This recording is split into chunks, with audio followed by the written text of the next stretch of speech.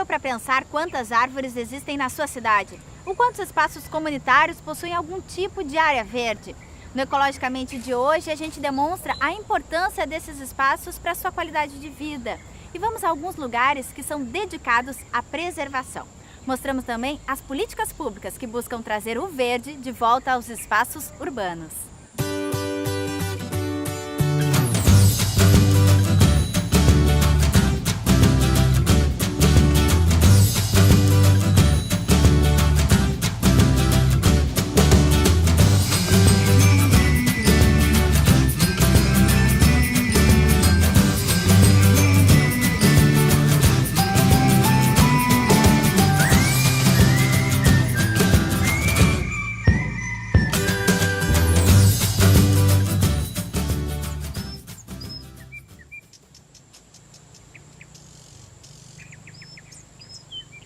Mil. Esse é o número de espécies de árvores existentes no planeta. Elas já cobriram 4/5 da Terra e hoje brigam por seu espaço. A urbanização, a abertura de estradas e a agricultura são as causas mais fortes para sua grande diminuição. Nós humanos, que tanto dependemos delas, somos também os grandes devastadores dessa fonte de vida. A NASA, a Agência Espacial Americana, através do satélite NOAA, criou uma forma de podermos acompanhar as modificações da cobertura vegetal do planeta. O mapa interativo nos mostra regiões mais claras na Amazônia, demonstrando claramente o desmatamento. Se conseguimos observar essas mudanças em grandes florestas, o que dizer do que vemos nas cidades? No lugar de árvores, prédios. No lugar da grama, o asfalto. Quando nós fomos morar em cidade, nós abandonamos a natureza, né? Então, esse afastamento da natureza tem a tendência, né, de brutalizar as pessoas. Então, trazer a floresta, digamos assim, para a cidade é uma forma de humanizar a cidade.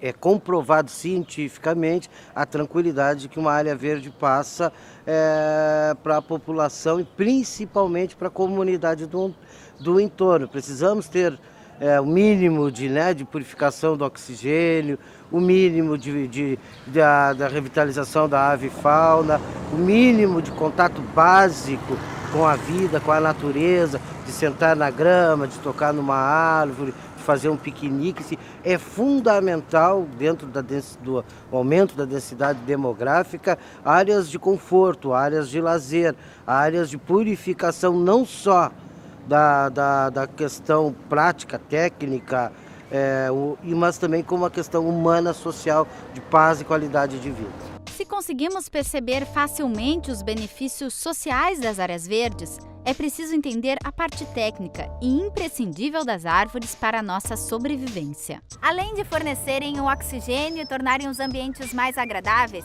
elas estabilizam a umidade relativa do ar e a temperatura. Bem diferente do que acontece com o asfalto ou com as calçadas, que refletem essa radiação, tornando os ambientes ainda mais quentes. Esses benefícios climáticos se devem à fotossíntese.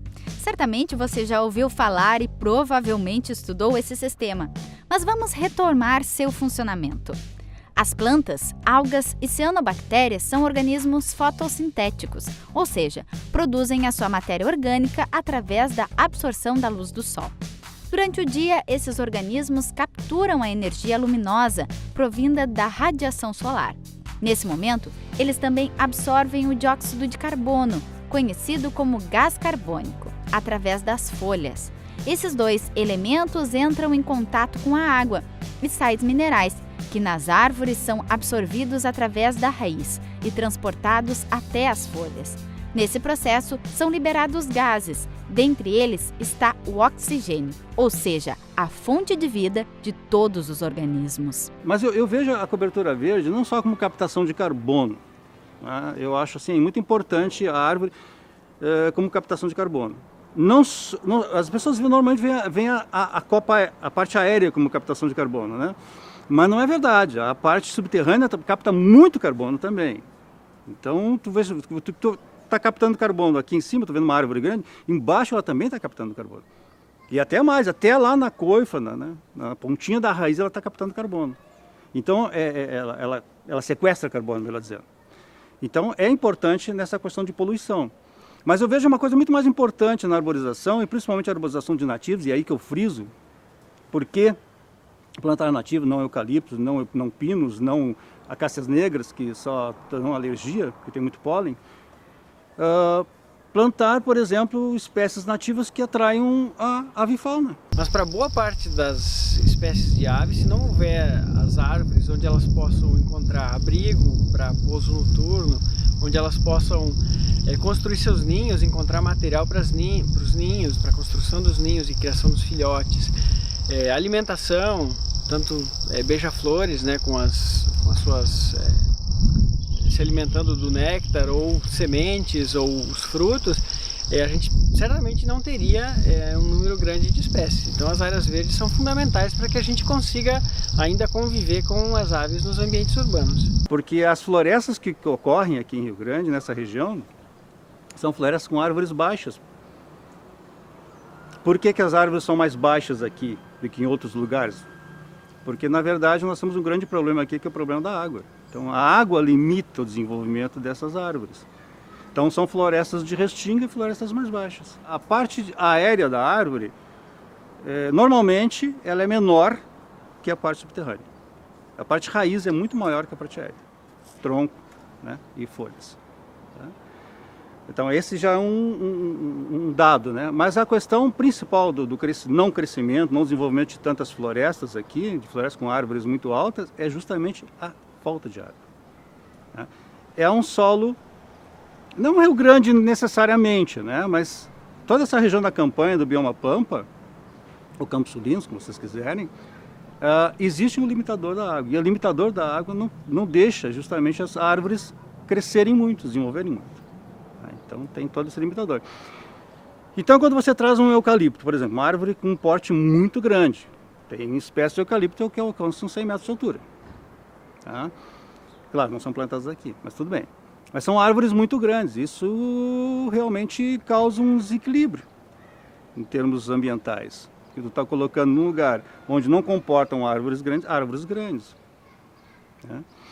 Além do desequilíbrio ambiental, trazer árvores exóticas como pinos, que muitas pessoas acham que os pinos Elliott e Teda, que são plantados aqui, são nativos, mas eles são nativos do Canadá e dos Estados Unidos, é porque já há longo tempo são plantados. Então existe uma questão cultural, a perda cultural, que eu acho isso muito importante, tá?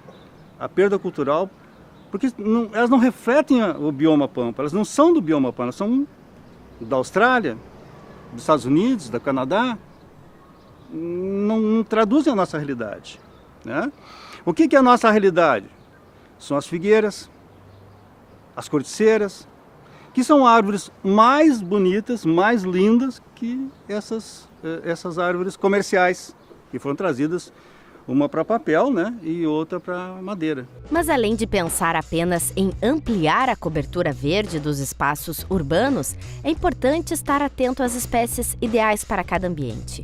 No município de Rio Grande, as árvores exóticas são muito comuns, e isso pode acabar causando o efeito contrário, uma prática cultural que vem tentando ser modificada. Nós herdamos um histórico de colonização portuguesa na qual falta espaço e na qual herdamos espécies inadequadas nas nossas calçadas que nos dão conflito com quebra de calçada, com rede elétrica, com as estruturas, com os imóveis das ruas, né? Então, nosso desafio é, durante algum tempo, transformar essa realidade da arborização urbana rio-grandina. Essas espécies exóticas podem ser encontradas por toda a cidade. E o desconhecimento acaba fazendo com que elas continuem a ser plantadas e facilmente encontradas em espaços públicos ou em calçadas. Então, existem árvores, como por exemplo figueiras, árvores maiores, corticeiras, que devem ser plantadas em praças. É um espaço, né? Então, para calçadas, existem árvores menores, como a capororoca, a capororoquinha, o Vitex megapotâmico, que é o tarumã. Então, tem árvores menores que se adaptam a calçadas menores. Então, há árvores nativas daqui que podem ser utilizadas na arborização urbana. O cultivo de espécies exóticas prejudica também a avifauna. As espécies nativas do Rio Grande do Sul não conseguem se adaptar com a maioria dessa flora. No campus da Universidade Federal do Rio Grande, já foram catalogadas mais de 120 espécies de aves. Então, se a gente der preferência ao cultivo das árvores e arbustos, flores, enfim, nativas, a gente vai estar reproduzindo, né, uma situação que as espécies de aves já encontram no ambiente. É completamente diferente da gente introduzir uma espécie de árvore exótica e que as espécies de aves precisam se adequar àquela espécie, ao tamanho de fruto, à composição química e nutritiva daquela espécie de planta. Então, se a gente der preferência para as espécies nativas, a gente vai estar automaticamente ajudando as aves, porque elas já estão acostumadas àquelas espécies, elas já se alimentam naturalmente, evoluíram ao longo de milhares de anos associadas a essas espécies de plantas, né? Então é muito mais fácil, né, a combinação planta-ave do que se a gente estiver introduzindo uma espécie exótica. E é inegável o bem-estar promovido pelo encontro de fauna e flora. Nas praças da cidade, os bancos revelam que tem muita gente que procura esses espaços para relaxar e se encontrar com os amigos. Aqui é o ponto de encontro nosso. Aqui a gente revê os amigos, né? Relembra o passado, as histórias, né? Então a gente se reúne todas as tardes aqui para trocar ideias, né? Bater papo e coisa. Isso aqui é uma vida, é uma alegria. Isso aqui é a nossa vida aqui. A gente, quando está aqui na praça, desliga os ouvidos para o barulho dos carros, né? Desliga. Pode fazer que a gente está aqui concentrado na praça. Mas esses espaços de convivência e contemplação ainda são restritos no município. Segundo a Organização Mundial de Saúde, cada município deve ter 12 metros quadrados de área verde para cada habitante, ou 25% de seu território dedicado a esse tipo de vegetação. Aqui em Rio Grande, a gente não consegue chegar a 5 metros quadrados, mas existem várias iniciativas que pretendem mudar esses índices. Dentre os projetos estão a formação de corredores verdes, uma malha de biodiversidade que ligará o centro da cidade ao Balneário Cassino. A instalação desses corredores depende também da aprovação da população. Enquanto alguns moradores valorizam a iniciativa, alguns ainda são resistentes à instalação de canteiros em frente às suas residências. O senhor gostou de ter agora esse espaço verde? Sim, eu gostei. Eu acho que ficou bem mais arborizado, ficou mais bonita a rua. A rua ficou melhor, embora nós prejudicamos um pouquinho de estacionamento, mas mesmo assim ela ficou bom. Compensa? Compensou, acho que compensou a rua. Ficou bem mais bonita, ficou uma rua boa. Ficou uma rua boa. Como é que o senhor entende que o pessoal aceitou? Aceitou bem essa questão? As pessoas já vêm procurar aqui o espaço verde? Vem muita gente passear aí com o cachorrinho, já vem bastante gente passear aí. Mas tem os contra também. Tem os prós e os contra. Tem dos dois lados. O senhor acha que tá todo mundo já se adaptando, já estão começando a se adaptar. O senhor acha que tinha que ter mais espaços como esse pela cidade, seu Ney? Sim, eu acho que precisaria. Acho que não seria só carro, só. Teria que ter um lugar também.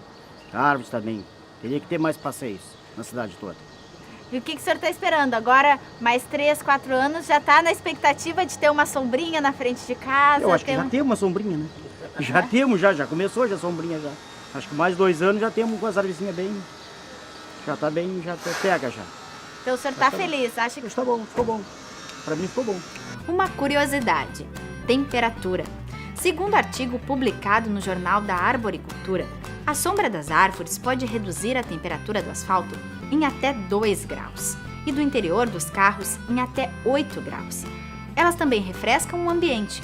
Uma árvore grande e saudável possui o mesmo efeito de 10 aparelhos de ar-condicionado funcionando 20 horas por dia. Os corredores verdes vêm com a proposta não só de revitalização do espaço para minimizar a ação antrópica, mas como também a biodiversidade, né? O nosso plano diretor regra que 70% desse plantio tem que ser com espécies nativas e diretamente ligado a isso vem toda a biodiversidade, a avifauna, o conforto térmico, o escoamento da cidade. Para que a implementação desses corredores verdes se dê da forma correta, com o plantio de árvores nativas, um espaço dedicado ao cultivo de mudas se faz necessário.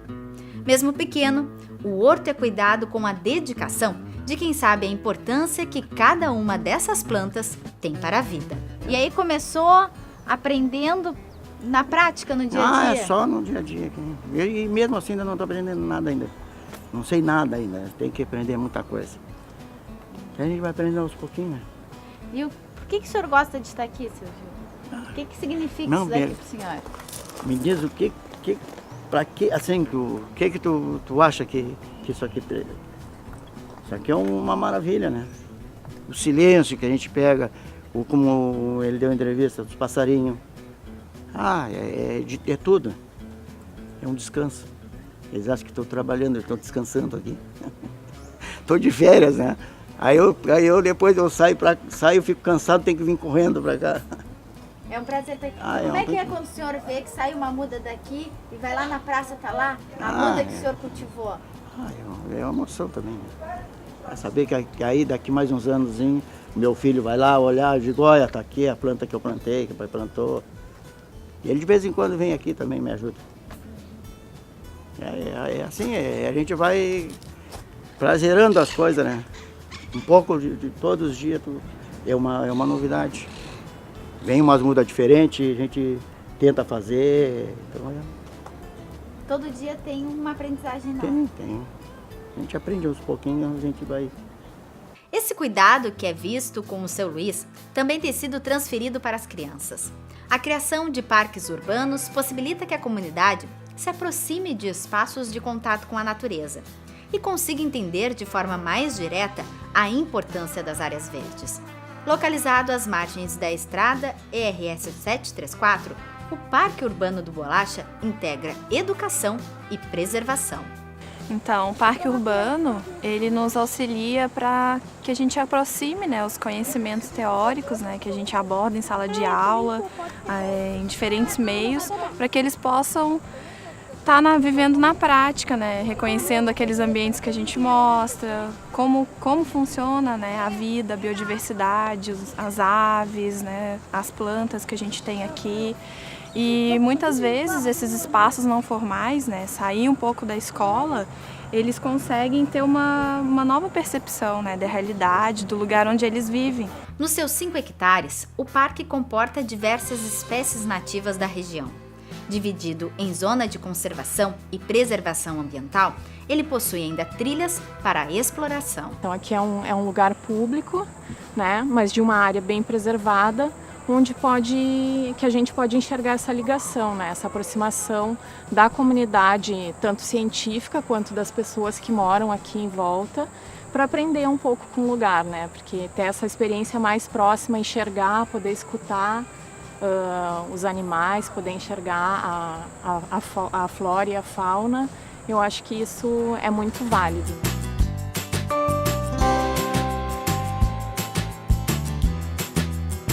Essas áreas de proteção, né, elas impedem que tenha aquela urbanização excessiva, né? Aqui a gente consegue ter um equilíbrio, ter a área que tem a preservação, né, das espécies nativas, da mata nativa, das aves, né, de todos os animais, e ao mesmo tempo ter a cidade, né, a vida das pessoas, as casas, a rodovia próximas, mas preservando esses lugares. Né? E em Rio Grande é um espaço muito rico, né? Tem muitos ambientes, muita diversidade, e esse é o primeiro espaço que foi criado como lazer e com essa função de educação também, né?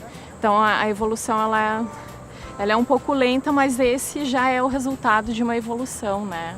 Que vem sendo feito junto aos órgãos públicos e à comunidade científica, o NEMA. Eu acho que é um ponto muito positivo a criação desse espaço. A conquista da implantação do parque nos faz questionar quais outras soluções ainda são possíveis para aumentar as áreas verdes do município e aproximar homem-natureza.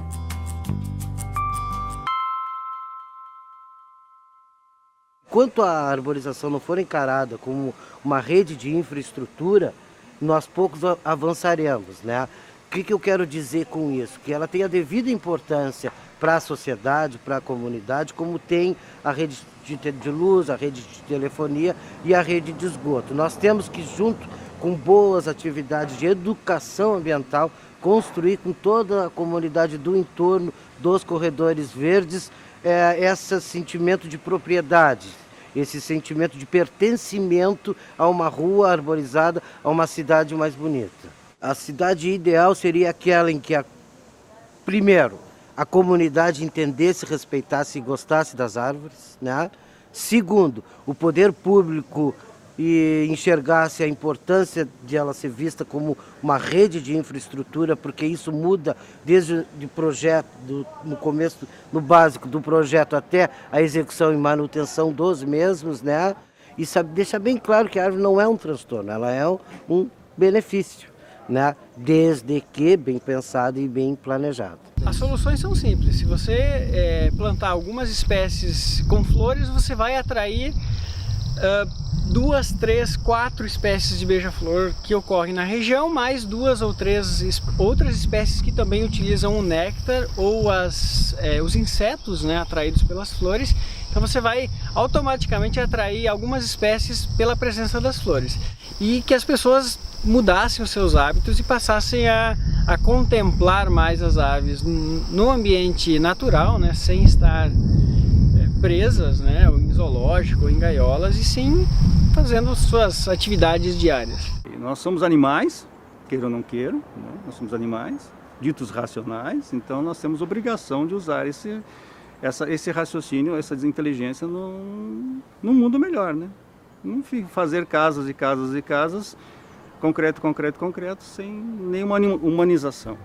A gente tem que voltar um pouco para as nossas origens, né? Tentar estar mais ligado com o ambiente, observar mais o ambiente, que hoje em dia a gente perdeu isso, né?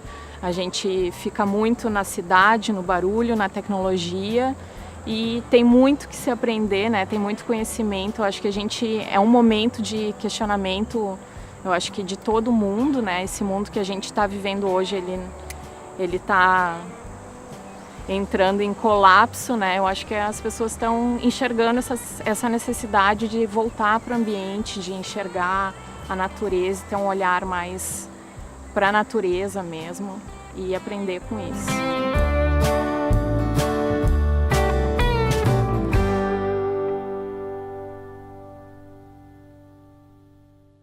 Gostou das dicas do programa?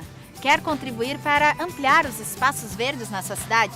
Então, é só dar uma chegadinha no horto mais próximo. Com certeza, eles irão dar dicas de quais as espécies melhor para você. Eu fico aqui, à sombra de uma bela árvore. Até o próximo programa. Tchau!